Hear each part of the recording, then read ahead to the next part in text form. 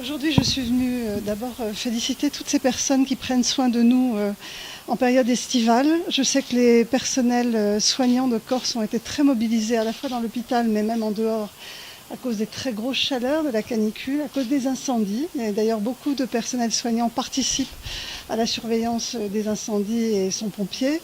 Donc je voulais d'abord les remercier. Ensuite, je venais faire un état des lieux de la situation de l'hôpital de Bastia dont on m'a parlé. Et je voulais profiter de ce séjour en Corse pour voir de mes yeux comment fonctionne l'hôpital, les difficultés auxquelles sont confrontés les soignants.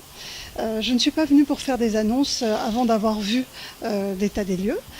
Et je voulais rassurer les personnes de cet hôpital, mais bien au-delà, la communauté soignante de Corse et les Corses, sur le fait que j'ai un œil attentif sur la qualité et l'accessibilité des soins en Corse, que je suis très sensible au caractère insulaire. C'est vrai pour la Corse, c'est vrai pour les Outre-mer, et qu'il faut surtout que tous nos compatriotes soient garantis de la même qualité des soins partout sur le territoire, et ça, c'est ma responsabilité. Il y a une urgence qui sont l'état des blocs opératoires, et ça, clairement, le directeur de l'hôpital et le directeur général de l'ARS sont en train de trouver une solution de remplacement pour les blocs opératoires.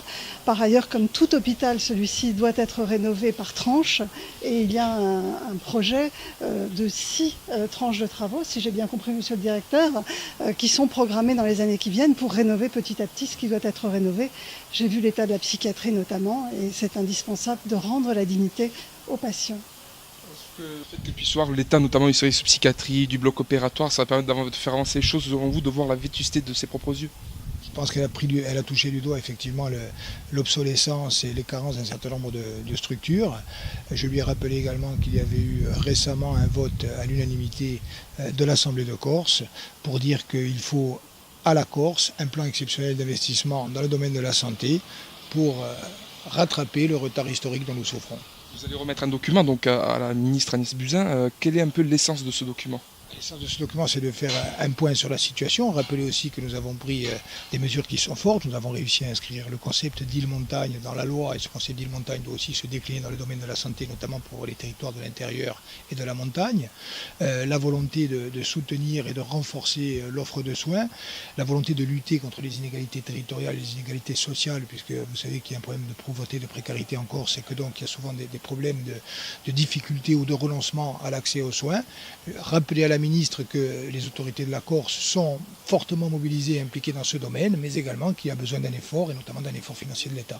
Nous attendions, puisque nous avions demandé et souhaité sa venue. Je pense que nous la remercions d'être venue. L'accueil a été chaleureux. La visite, elle a bien pris la mesure et constaté que ce que lui disent l'ensemble des partenaires est une réalité. Bon, nous lui avons remis, comme d'autres, un dossier complet, notamment sur le bloc opératoire qui est un scandale sanitaire, nous n'arrêtons pas de le dire, mais sur l'ensemble des autres dossiers. Vous avez les urgences, vous avez l'hôpital qui est complètement hors norme et qui a besoin d'être modernisé. Donc tout ça lui a été dit. Elle ne fait aucune annonce. Aujourd'hui puisqu'elle a bien dit qu'elle ne nous ferait pas d'annonce, mais chacun lui a remis des dossiers. Et il est bien évident que pour nous, nous attendrons des réponses de façon très courte. On ne peut plus attendre 20 ans aujourd'hui de moderniser un hôpital comme celui de Bastia. Justement, le fait que maintenant elle ait vu de ses propres yeux la vétusté de certains services, ça peut constituer maintenant un avantage de négociation selon vous?